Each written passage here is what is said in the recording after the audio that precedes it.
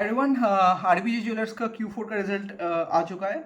और ये क्वार्टर में कंपनी ने 137 करोड़ का रेवेन्यू जनरेट किया है compare to previous year same quarter, जो कि 87 करोड़ रुपए था। ओके, मतलब यहाँ पे अच्छा खासा रेवेन्यू का ग्रोथ दिखा है। और प्रॉफिटेबिलिटी अगर बात करें तो ईयर ऑन ईयर जो है वो 2.5 करोड़ से सीधा 8.5 करोड़ का रेवेन्यू अचीव कर चुका है। ओके, सो इधर तो बहुत अच्छा फाइनेंशियल स्टेटमेंट दिखाई दे रहा है। ओके, लेकिन कंपनी के अंदर क्या चल रहा है उसके बारे में आज हम लोग डिस्कस करेंगे। ओके, सो कंपनी ने एक कॉन कॉल भी अनाउंस किया है उसके ऊपर। सो कंपनी को मैंने लिसन किया था उनका कॉन कॉल।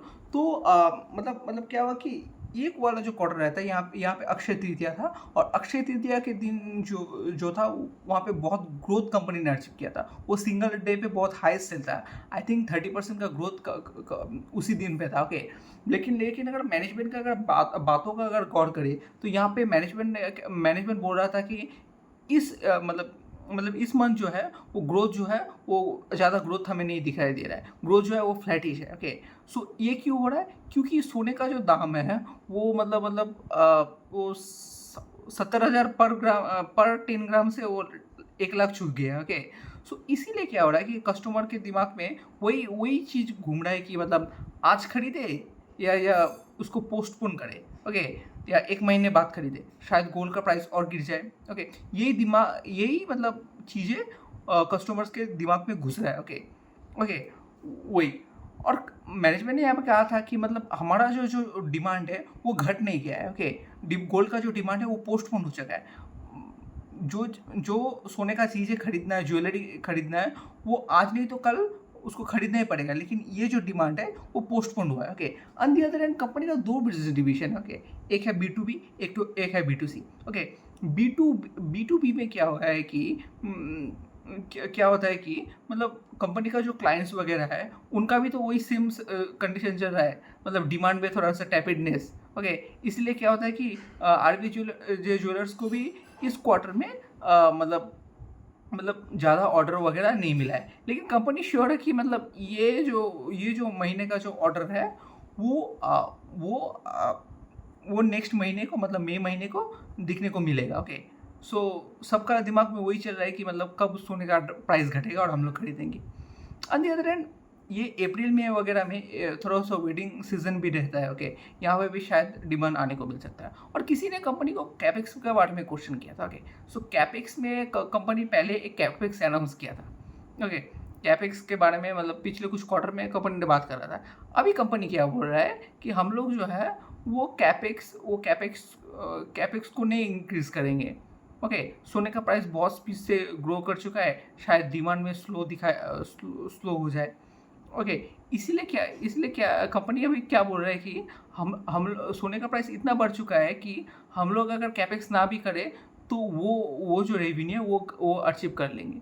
सो मतलब ये एक मिक्स्ड वाला ओपिनियन है कि पहले आप लोग बोल रहे हो कि कैपेक्स करेंगे, अभी नहीं बोल रहे हो कैपेक्स नहीं करेंगे। ओके, सो कंपनी का जो जो टोन से मुझे लग रहा था कि कंपनी उतना मैनेजमेंट उतना मतलब पॉजिटिव वगैरह नहीं है। ओके, उसके फ्यूचर डिमांड के लिए। और पहले भी कंपनी ने 8,000 करोड़ का गाइडेंस दिया था। अभी कितना गाइडेंस दे रहा है? अभी 7,000 करोड़, सॉरी 8,000 वगैरह का कुछ गाइडेंस दिया था। अभी अभी उस गाइडेंस को मतलब रिड्यूस करके 7,000 कर चुके हैं। ओके, अभी अभी ये क्यों हो रहा है? मैनेजमेंट का कहना है कि हम लोग जितने करीब वो गाइडेंस की तरफ जाते रहेंगे उतना क्लैरिटी हम लोगों को मिलेगा। ओके, FY 26 के लिए एक बड़ा गाइडेंस कंपनी ने दिया था, लेकिन अभी बोल रहे हैं हम लोग वो अचीव नहीं करेंगे। ओके, सो यही चीज़ें मुझे मुझे बहुत नेगेटिव लगा कंपनी के बारे में। और कंपनी का मैनेजमेंट का टोन ऐसा लग रहा था कि मतलब कंपनी पॉजिटिव नहीं है।